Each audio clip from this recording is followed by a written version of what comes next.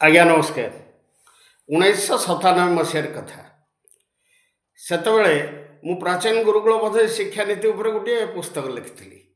ସେଥିରେ ମୁଁ ଜଗନ୍ନାଥ କହୁଛି ବୋଲି ଗୋଟିଏ ବିଷୟ ଥିଲା ଏବଂ ଏହା ବିଶ୍ୱର ଶ୍ରେଷ୍ଠ ଆଧ୍ୟାତ୍ମିକ ଦର୍ଶନ ଭାବରେ ଯେତେବେଳେ ମୋର ଅନ୍ତରରେ ଆସିଲା, ମୋର ଆତ୍ମଦର୍ଶନ ଭିତରେ ଆସିଲା, ମୁଁ ସେତେବେଳେ ଏହାକୁ ପ୍ରଚାର କରିବା ଉଦ୍ଦେଶ୍ୟରେ ପତ୍ରିକା ଭିତରେ ରଖିନେଲି।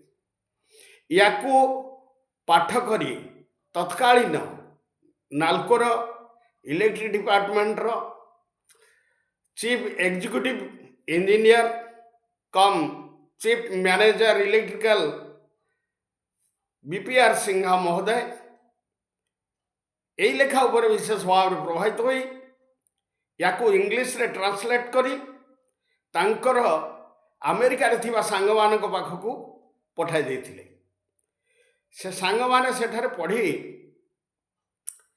ଦୁଇ ଜଣ ସାଙ୍ଗ ତାଙ୍କର ଏଭଳି ଭାବରେ ପ୍ରଭାବିତ ହୋଇଥିଲେ ଯେଉଁମାନେ କି ଦିଲ୍ଲୀ ଆସିଥିବା ବେଳେ এই ବିପିଆର୍ ସିଂହା ମହୋଦୟଙ୍କୁ ଦେଖା କରିବା ପାଇଁ ସେ ଆସି ନାଲକୋରେ ପହଞ୍ଚିଲେ। ନାଲକୋରେ ଯେତେବେଳେ ସେମାନେ ଏ ଲେଖା ପାଇଁ ସିଂହା ମହୋଦୟଙ୍କୁ ଧନ୍ୟବାଦ ଅର୍ପଣ କଲେ, ସିଂହା ମହୋଦୟ ମୋତେ ଡିପାର୍ଟମେଣ୍ଟରୁ ଡକେଇ ତାର ମୂଳ ଲେଖାର ରଚୟିତା ମୁଁ ବୋଲି ତାଙ୍କ ନିକଟରେ ପରିଚିତ କରାଇଲେ। ଏଥିରେ ମୁଁ ସେମାନଙ୍କ ନିକଟରେ କୃତକୃତ୍ୟ ହୋଇ କିଛି କହିପାରିନଥିଲି। ତଥାପି ସେହି ବନ୍ଧୁ ଦୁଇ ଜଣ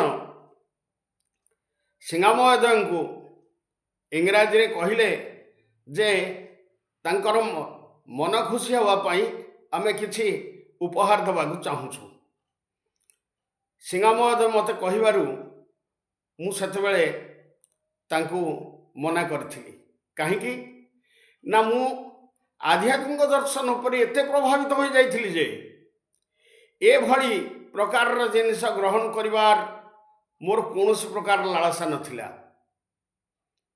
ତେବେ ଲେଖାଟିକୁ ସେ ପଢ଼ିଛନ୍ତି ଏବଂ ପ୍ରଭାବିତ ହୋଇଛନ୍ତି, ଏଥିପାଇଁ ମୁଁ ସେମାନଙ୍କୁ ଧନ୍ୟବାଦ କେବଳ ହିଁ ଅର୍ପଣ କରିଥିଲି। ସର୍ବଶେଷରେ ସେହି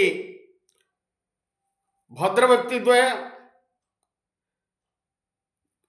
ମୋତେ ମଧ୍ୟ ଧନ୍ୟବାଦ ଅର୍ପଣ କରି ସେ ବିଦାୟ ଦେଲେ। ତେଣୁ ଏଇ ଲେଖାକୁ ସୁଦୂରବର୍ତ୍ତୀ ଆମେରିକାକୁ ଲେଖି କିଛି ଲୋକଙ୍କୁ ପ୍ରଭାବିତ କରିଥିବାରୁ ସର୍ବପ୍ରଥମେ ମୁଁ ବିପିଆର୍ ସିଂହା, ସେତେବେଳର ଚିଫ୍ ଇଲେକ୍ଟ୍ରିକାଲ ଏକ୍ଜିକ୍ୟୁଟିଭ ଇଞ୍ଜିନିୟର କମ୍ ଚିଫ୍ ମ୍ୟାନେଜରଙ୍କୁ ମୁଁ ମୋର କୃତଜ୍ଞତା ଜ୍ଞାପନ କରୁଛି ଏବଂ ଆଜିର ଏ ଲେଖାଟି ଦେଉଛି ଆପଣ ପଢ଼ି ଯଦି ଖୁସି ହୁଅନ୍ତି ତାହା ସେହି ସିଂହା ମହୋଦୟଙ୍କୁ ମୁଁ ଅର୍ପଣ କରୁଛି। ଜୟ ଜଗନ୍ନାଥ।